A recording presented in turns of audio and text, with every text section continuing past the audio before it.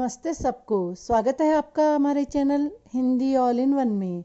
आज के इस वीडियो में हम लेकर आए हैं आधुनिक युग के प्रसिद्ध लेखक प्रेमचंद जी के विषय में।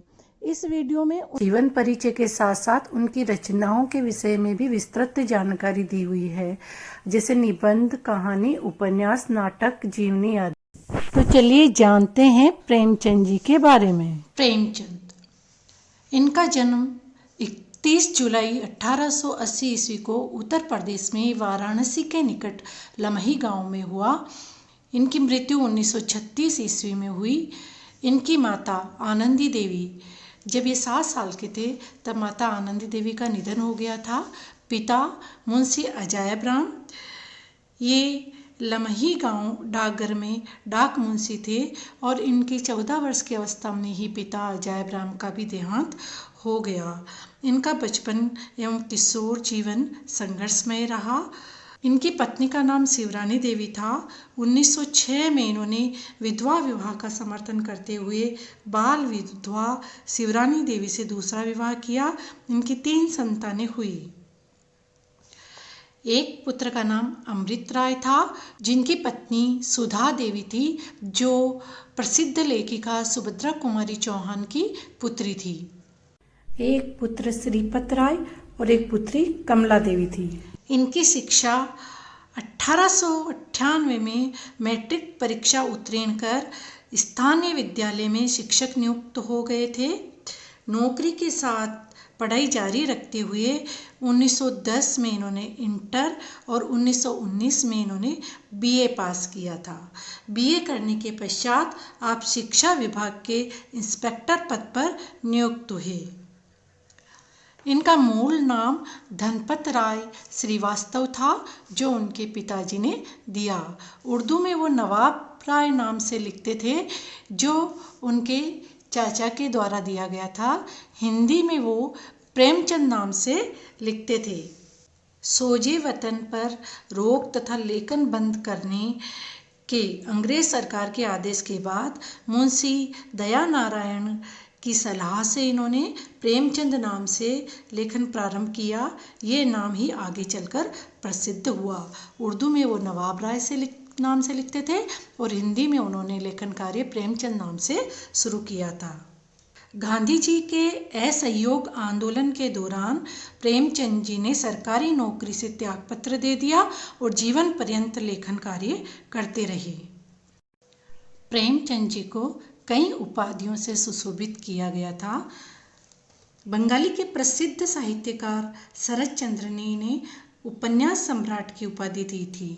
इनके पुत्र अमृत राय ने कलम का सिपाही नाम से इन पर जीवनी लिखी थी और लेखक मदन गोपाल ने कलम का मजदूर नाम से इन पर जीवनी लिखी थी।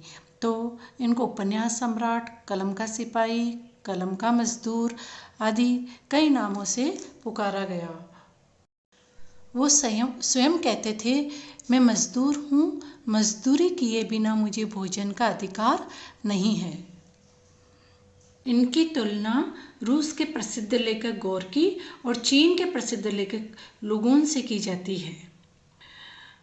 1908 में इनका प्रथम कहानी संग्रह सोजे वतन कानपुर के पत्र जमाना में प्रकाशित हुआ था, जिसका अर्थ है देश का दर्द। देशभक्ति से ओतप्रोत होने के कारण अंग्रेज सरकार ने इस पर रोक लगा दी। डॉक्टर कमल किशोर गोयनका के अनुसार प्रेमचंद ने कुल 301 कहानियां लिखी, जिसमें से 3 अप्राप्य है। इनकी प्रथम कहानी कौन सी है ये तय करना बड़ा कठिन है। फिर भी कुछ लोग 1907 में उर्दू में रचित संसार का अनमोल रतन को उनकी प्रथम कहानी मानते हैं और कुछ विद्वान 1916 में प्रकाशित पंच परमेश्वर, जो सरस्वती पत्रिका में प्रकाशित हुई थी, उसको हिंदी की प्रथम कहानी या इनकी प्रथम कहानी मानते हैं। इनकी अंतिम कहानी 1936 में कफन प्रकाशित हुई थी। इनके लिए हजारी प्रसाद द्विवेदी जी ने कहा है, अगर आप उत्तर भारत की समस्त जनता के आचार विचार, रहन सहन, भाषा, भाव, आशा, आकांक्षा, सुख दुख और सूझबूझ जानना चाहते हैं तो प्रेमचंद से उत्तम परिचायक आपको कहीं नहीं मिल सकता। वे प्रधानतः मध्य वर्ग और निम्न वर्ग के कथाकार हैं। सच ही है, उनकी रचनाओं का जो वर्ण विषय था वो इन्हीं सब पर आधारित था। उनकी रचनाओं का विषय थे किसानों और मजदूरों की दयनीय स्थिति, दलितों का शोषण, समाज में स्त्री की दुर्दशा, स्वाधीनता आंदोलन, वर्ण व्यवस्था की कुरीतियों उजागर करना ही उनकी रचनाओं का प्रमुख विषय रहा है। उनकी रचनाओं की जो महत्वपूर्ण विशेषताएं हैं वो इस प्रकार है। प्रेमचंद जी की रचनाओं की जो प्रमुख विशेषताएं हैं उनमें भाव पक्ष हम पहले देखते हैं।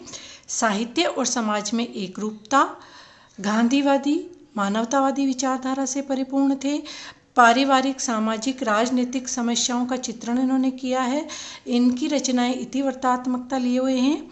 इतिवृत्तात्मकता का मतलब है विस्तार से इन्होंने हर विषय को उजागर किया है। राजनीति को साधारण जनता तक इन्होंने पहुंचाया। आदर्शोन्मुखी यथार्थवाद से परिपूर्ण इनकी रचनाएं हैं। उपयोगिता को प्रथम स्थान इन्होंने दिया है। कला पक्ष को यदि हम देखें तो इनकी रचनाओं में कथा संगठन, चरित्र चित्रण इनकी रचनाओं का महत्वपूर्ण अंग रहा है। कथोपकथन उनकी रचनाओं में बेजोड़ है। अच्छा, यदि हम उनकी देखें तो सजीव, मुहावरेदार, बोलचाल के निकट है। बड़ी से बड़ी बात को सरल भाषा में सीधे और संक्षेप में कहना उनकी प्रमुख विशेषता रही है। मुंशी प्रेमचंद ने हिंदी साहित्य को नाटक, निबंध, उपन्यास एवं कहानी जैसी अनेक विधाओं से समृद्ध किया। साथ ही उन्होंने इस संपादन एवं अनुवाद कार्य भी किया, परंतु इनको प्रसिद्धि एक कथाकार एवं उपन्यासकार के रूप में ही मिली। से बड़ी बात को सरल भाषा में सीधे और संक्षेप में कहना उनकी प्रमुख विशेषता रही है। मुंशी प्रेमचंद ने हिंदी साहित्य को नाटक, निबंध, उपन्यास एवं कहानी जैसी अनेक विधाओं से समृद्ध किया। साथ ही उन्होंने इस संपादन एवं अनुवाद कार्य भी किया, परंतु इनको प्रसिद्धि एक कथाकार एवं उपन्यासकार के रूप में ही मिली। तो चलिए अब हम उनकी रचना और रचनाओं के बारे में जानते हैं। पत्नी शिवरानी देवी के साथ अंग्रेजों के खिलाफ आंदोलनों में हिस्सा लेते रहे। उनके जीवन का राजनीतिक संघर्ष उनकी रचनाओं में सामाजिक संघर्ष बनकर सामने आया, जिसमें जीवन का यथार्थ और आदर्श दोनों था। हिंदी साहित्य के इतिहास में कहानी और उपन्यास की विधा के विकास का काल विभाजन प्रेमचंद को ही केंद्र में रखकर किया जाता है। जैसे प्रेमचंद पूर्व युग, प्रेमचंद युग, प्रेमचंदोत्तर युग। ये प्रेमचंद के निर्विवाद महत्व का एक स्पष्ट प्रमाण है। वस्तुतः प्रेमचंद ही पहले रचनाकार हैं जिन्होंने कहानी और उपन्यास की विधा को कल्पना और रोमानियत के धुंधलके से निकालकर यथार्थ की ठोस प्रतिष्ठित किया। यथार्थ की जमीन से जुड़कर कहानी किस्सा गोई तक सीमित न रहकर पढ़ने पढ़ाने की परंपरा से भी ये जुड़ी। इसमें उनकी हिंदुस्तानी यानी कि हिंदी और उर्दू मिश्रित भाषा का विशेष योगदान रहा है। उनके यहाँ हिंदुस्तानी भाषा अपने पूरे ठाट बाट और जातीय स्वरूप के साथ आई। आरंभ में उनकी रचनाओं में कल्पना, संयोग और रोमानियत मिलता है, तो बाद में यथार्थवाद की ओर ये उन्मुख हो गए। यथार्थवाद के भीतर भी आदर्शोन्मुख यथार्थवाद से आलोचनात्मक यथार्थवाद तक की विकास यात्रा प्रेमचंद जी ने की। आदर्शोन्मुख यथार्थवाद यानी कि कटु यथार्थ का चित्रण करते हुए भी समस्याओं और अंतर विरोधों को अंततः एक आदर्शवादी और मनोवांछित समाधान तक पहुंचा देते हैं। बाद में उनकी रचनाओं में आदर्शवादी प्रवृत्ति कम और कठोर वास्तविकता की प्रबलता अधिक रही। सबसे पहले हम उनकी रचनाओं में कहानी लेखन को लेते हैं। कहानी लेखन के विकास क्रम को 3 कालखंडों में बांटा गया है। पहला 1916 से 1920 तक जो उनका आरंभिक काल था, उनमें उनकी रचनाएं आदर्शवादी रूप लिए हुए हैं, जिनका उदाहरण हम ईदगाह और नमक का दारोगा ले सकते हैं। ईदगाह एक बाल मनोविज्ञान पर आधारित कहानी है।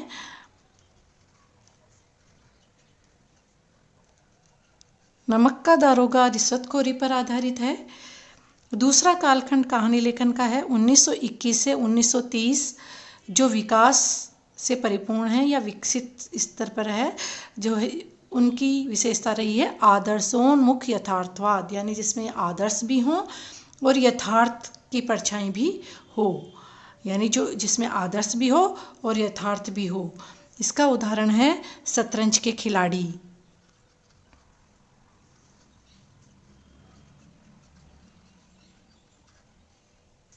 तीसरा कालखंड है 1931 से 1936, जो उत्कर्ष का काल है और इसमें यथार्थवादी रचनाएं कहानी लेखन उनका मिलता है, जिसका उदाहरण हम कफन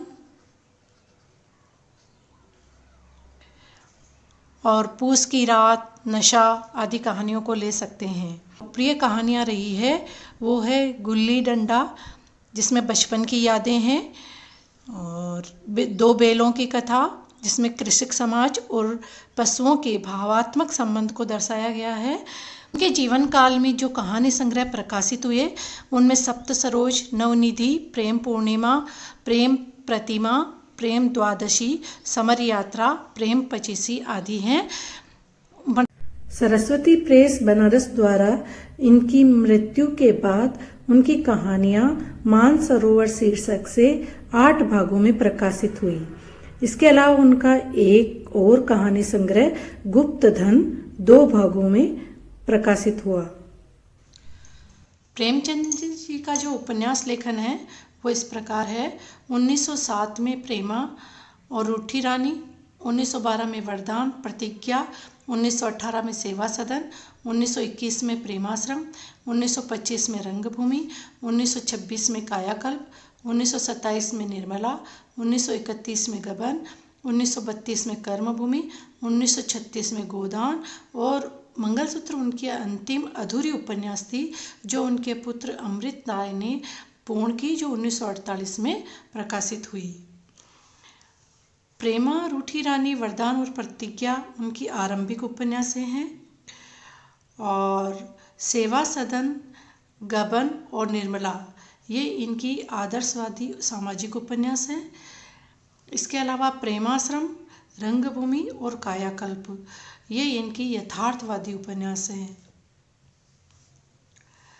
वरदान अनुदित उपन्यास है, जलवे इसार नाम से ये उर्दू में रचित है।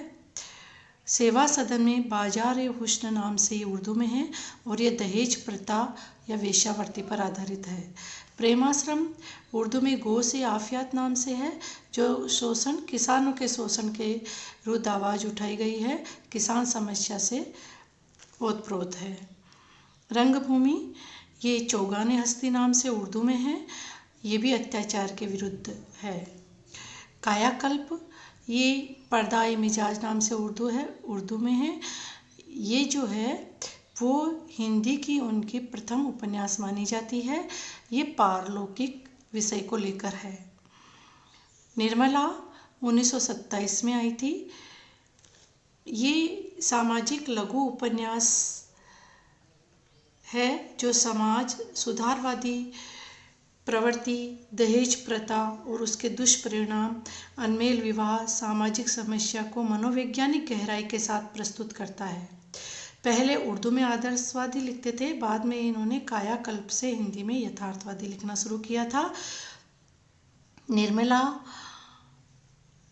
भी एक आदर्शवादी ही रचना है। इसमें सामाजिक तो है ही, इसके अलावा इसमें वृद्धावस्था में दूसरा विवाह, शंका, अविश्वास, दहेज प्रथा ऐसी समस्याओं को लेकर इन्होंने इसे लिखा है। 1931 में गबन, जो उर्दू में भी गबन नाम से ही है, इसमें आभूषणों की लालसा का दुष्परिणाम है दिखाया गया है।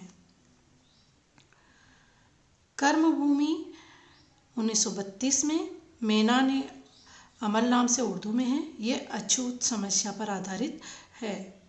गोदान उर्दू में ये गौदान नाम से है और ये भी किसान समस्या और सामाजिक समस्याओं से उत्प्रोत है।